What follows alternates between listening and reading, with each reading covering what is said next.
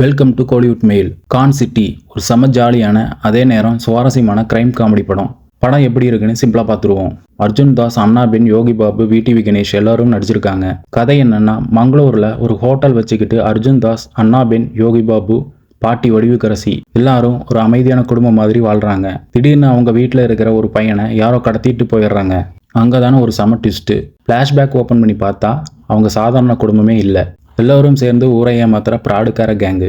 டோல்கேட்டில் ஏமாத்துறது, நூதனமாக திருடுறதுன்னு பயங்கரமான ஸ்கெட்ச் போடுற குரூப்பு. அப்புறம் அந்த பையனை யாரு தான் கடத்தினா, இவங்க எப்படி அந்த சிக்கல்ல இருந்து தப்பிச்சாங்க அப்படின்னு பார்க்கறது தான் படத்தோட கதையே. படத்தோட பாசிட்டிவ்: அர்ஜுன் தாஸ், அண்ணாபின் ரெண்டு பேரும் நல்லா நடிச்சிருக்காங்க.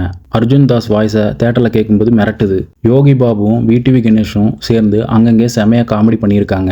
அது நல்லா ஒர்க் அவுட்டும் ஆயிருக்கு. செகண்ட் ஆஃப் படத்தோட ரெண்டாம் பாதி ரொம்ப ஸ்பீடாக ஜாலியாக போகுது. குறிப்பாக அந்த டோல்கேட் மோசடி சீன்லாம் தேட்டரில் செம கைத்தட்டல் வாங்குது, சிரிக்கவும் வைக்குது. ஷான் ரோல்டன் மியூசிக் படத்துக்கு நல்லா செட் ஆகிருக்கு. படத்தோட நெகட்டிவ்: படம் ஜாலியாக இருந்தாலும் சில சீன்ஸ் எல்லாம் என்னப்பா இதெல்லாம் லாஜிக்கே இல்லாமல் இருக்குது அப்படின்னு தோண வைக்குது. சில இடங்களில் ஏற்கனவே வந்த மாதிரி சதுரங்க வேட்டை, லக்கி பாஸ்கர் மாதிரி கிரைம் படங்களோட ஞாபகம் வருது.